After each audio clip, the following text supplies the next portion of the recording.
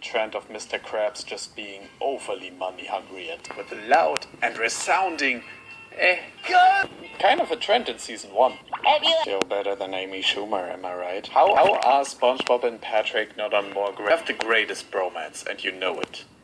I'm all for patchy and special episodes, but here all of his segments were nothing more than filler.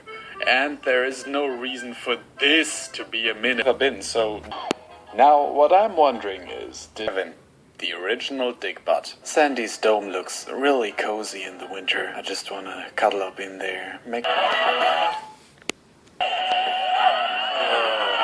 I like him because his pear-shaped body's a novelty. Are any of you excited for Rampage? I know I am. Don't get me wrong, I like this episode. This just might be the most accurate representation of procrastination known to man.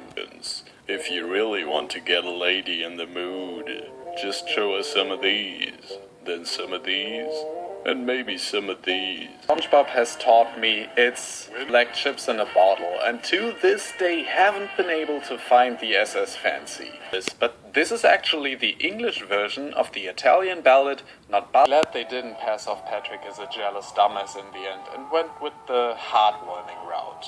Introductions in this series. This was back when Plankton could both be frightening and have goofy one-liners. SpongeBob is suddenly this grade-A student, even though he didn't once meant the SpongeBob SquarePants lore. I am insulted. What I thought were the most memorable, entertaining, smartest, funniest. I really don't like this episode.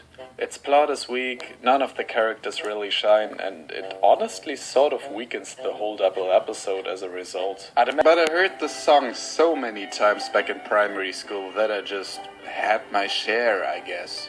Still, a very fun episode. I kinda want to know Squidward's thought process when he was working on this thing. Really want to get a lady and show us some of these. You're welcome. Kids are actually smiling. She's the lady in red when everybody else is wearing tan. Appear in enough episodes. The whiny teen trope works quite. Dollar signs for once is just a joy to look at. The third Mr. Krabs-centered episode in a row.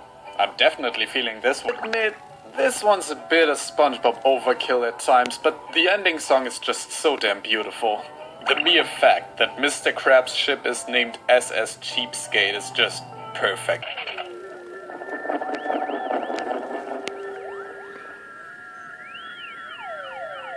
All around funny episodes. Genuinely great character introductions in this series. Be frightening and have goofy one-liners, not just one or the other. Why haven't we gotten a Patrick Sherlock Holmes spin-off yet? Squidward wants Starfish Holmes. The book series doesn't count, by the way. Read them and you'll know why. Now we better get out of here before we cause any more future-altering damage to the ecosystem. Title? Okay. So, how come SpongeBob is suddenly this grade-A student, even though he didn't once manage to pass his exam before? As the SpongeBob SquarePants lore, I am insulted. Squidward does always get the most surreal episodes for some reason. Every day. Until it got too annoying for him. Like, not only is this the third character named Larry, but it is also the second snail named Larry. Characters only think that he actually is. The writers reuse concepts all the time and still do something pretty amazing to think about.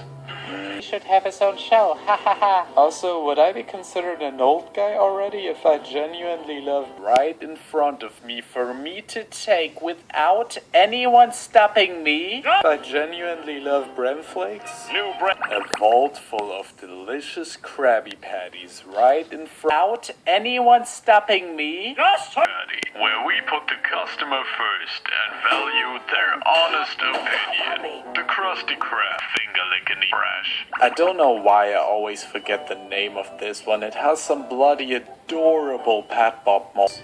Still, fun episode. I kinda want to know Squidward's thought process when he was working on this thing. Oh, Felix is smaller than his bag of tricks, and it's all mine. This just might be the